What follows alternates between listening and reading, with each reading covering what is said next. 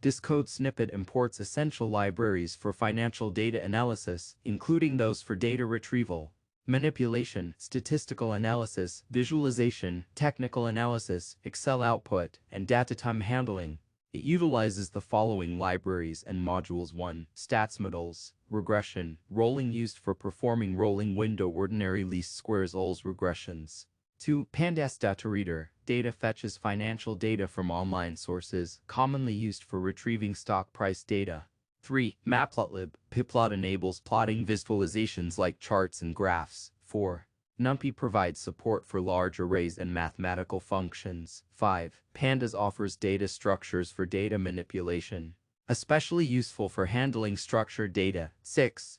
Writer used to write data, formats and formulas to Excel files. 7. Math provides mathematical functions following the C standard. 8. yfinance fetches historical market data from Yahoo Finance. 9. Pandasta extends Pandas library with various technical analysis indicators. 10. Data time supports manipulating dates and times. 11. Warnings, Python's built-in library used to manage interpreter warnings, suppresses warnings through warnings, filter warnings ignore. The code sets up the environment for financial analysis and suppresses warnings to streamline code execution. The provided code performs the following operations: 1. Retrieves SP500 company symbols from a Wikipedia page using int. 2. Replaces periods with hyphens in the symbol column. 3. Extracts unique symbols and converts them to a list. 4. Sets the end date as 2023-12-15 and calculates the start date 8 years prior. 5. Downloads historical stock data for the symbol list from Yahoo Finance using yfinance. 6. Reshapes the data by stacking to create a multi-index data frame with date and ticker. 7. Renames index levels to date and ticker. 8. Converts column names to classes. This code snippet facilitates the retrieval of historical stock price data for SP500 companies within a specified date range. It transforms the data into a structured data frame for analysis and further processing, utilizing Pandas and yfinance libraries for efficient data handling in Python. The script utilizes the yfinance library to gather details about a specific stock symbol, Apple Inc., from Yahoo Finance. The process involves 1. Creating a ticker object for the Apple symbol. 2. Using the info method to acquire company information for Apple Inc. 3. Extracting the market capitalization market cap and current stock price current price to support further examination or application. The purpose of this code is to access recent financial data, including market capitalization, current stock price, historical prices, and other pertinent information. This data can be crucial for analysis, visualization, decision-making, or any financial use case associated with a given stock. The following code creates an empty data frame in Pandas and specifies the column names as ticker, stock price, market cap, number of shares to buy. The PD data frame method is used to define these columns in the data frame. The variable restif is assigned to this newly created data frame. This approach is beneficial for establishing a data frame with predefined columns, allowing for easy data population later on. It aids in maintaining a structured data frame, simplifying data management and manipulation tasks. The variable restif is likely a Python object or variable name, though its exact functionality is unclear without further context. Typically, restif might represent a result data frame, potentially indicating that it stores the outcome of computations or transformations applied to a data frame in Python. Data frames, popular in libraries like Pandas, offer structured data manipulation and analysis capabilities. Understanding the specific role and necessity of restif would involve examining surrounding code to discern its generation or utilization. It could be holding computed results, filtering data, or preparing information for subsequent analysis. The specific tasks and context tied to restif within the code will clarify its intended purpose and relevance. The following code snippet illustrates how to store financial data for multiple stock tickers into a Pandas data frame using the Yahoo Finance APIs. Below is a summary of the code's functionality. 1. Initialize an empty data frame restif with specified columns. 2. Convert a list of stock symbols into a string format. 3. Utilize the Yahoo Finance API to fetch data for the stock symbols provided in the string format. 4. Return the symbols string for potential further user reference. By leveraging this code, financial data for various stock tickers can be efficiently retrieved from the Yahoo Finance API and organized into a structured data frame. This enables easier analysis and visualization, especially when handling a large number of stocks, simplifying the data retrieval process. This code snippet iterates over a list of symbols stored in symbols list. For each symbol, it retrieves information, market capitalization, and current price from the ticker's dictionary using the symbol as a key. It then appends a new row to a data frame called restif, which includes the symbol, price, market capitalization, and finally, the updated data frame is returned. This code is beneficial for extracting specific data for a set of symbols and arranging it in a structured manner within a data frame for further analysis or processing. Operating on this data frame facilitates efficient handling of the data, enabling tasks like filtering, grouping, or exporting it to different formats.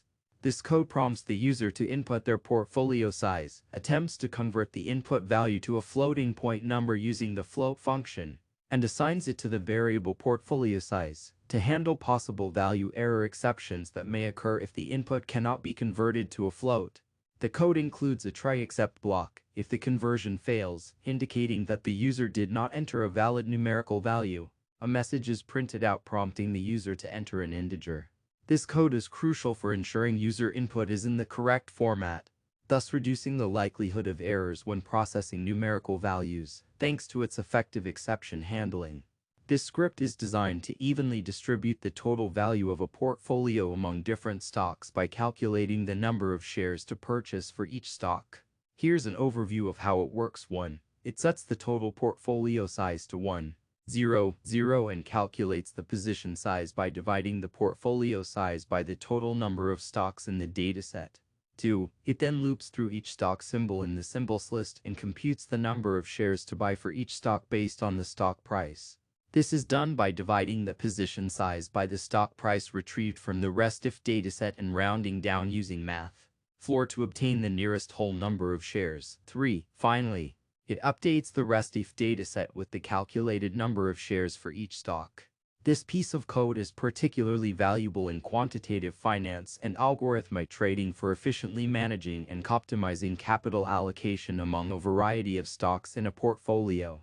By evenly spreading the total portfolio value across different stocks, it aids in maintaining a balanced allocation and mitigates the risk of any single stock significantly impacting the overall portfolio performance. This code snippet exports a Pandas data frame restif to an Excel file named trades. Clicks in a sheet called trades. Here's a breakdown of its functionality. 1. By using Excel writer trades, engine equals writer, an Excel writer object is created to facilitate writing data to an Excel file named trades. Using the writer engine, which offers enhanced features compared to the default Pandas engine. 2. Following this, restif, Excel writer, trades, index false writes the data frame restif to the Excel file via the Excel writer. The data is specifically placed in a sheet named trades within the Excel file, and the parameter index false ensures that the data frame index is not included in the exported Excel file. This code snippet proves useful for exporting data from a Pandas data frame to an Excel file. The utilization of the writer engine enables users to benefit from additional capabilities for cell formatting, chart creation, and more, thereby facilitating a higher level of customization as opposed to alternative engines. Ultimately, this code simplifies the process of transferring data from Python to Excel, thereby enabling efficient sharing and analysis of data in a different format. The following code provides 3 distinct cell formats for Excel file data input, each specifying font color, background color, and border style. 1. String format utilized for standard text or strings. This format features white font color on a dark blue background with a border. 2. Dollar format tailored for currency values. This format showcases numbers with a sign and 2 decimal places, in addition to white font color on a dark blue background and a border. 3. Integer format designed for integer values. This format displays numbers without decimal places, employing white font color on a dark blue background and a border. These formats ensure a consistent and visually appealing appearance in the Excel file. By applying these predefined formats to cells, the code guarantees uniform and clear data representation, facilitating easy readability and interpretation for users accessing the Excel file. This piece of code likely functions as part of a script designed to format and input data into an Excel file using a Python library such as OpenPickle or Writer.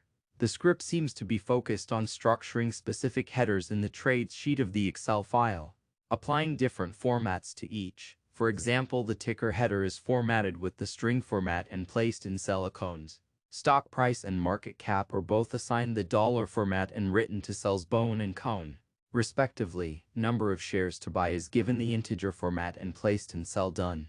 This methodical formatting and organization of data are particularly beneficial when handling extensive datasets that necessitate orderly and consistent structuring, as seen in financial reporting, data analysis, and other scenarios where data is presented in tabular form.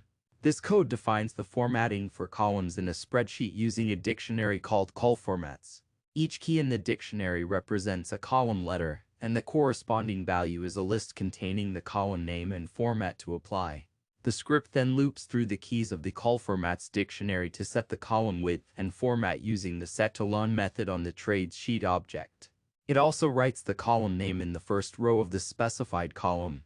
This code streamlines the process of applying customized formatting to different columns in a spreadsheet, enhancing the presentation and readability of the data. It automates the application of predefined formats specified in the colformats dictionary to each column.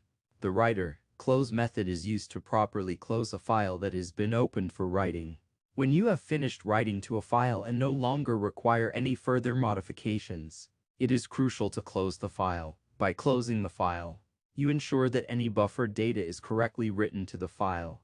The file object is appropriately released, and resources associated with the file are fried up. Neglecting to close a file after writing to it can result in data loss, resource leaks, and potential problems with file permissions. It is considered a best practice to always close files once you have finished working with them to avoid issues and to guarantee that your code is both clean and efficient.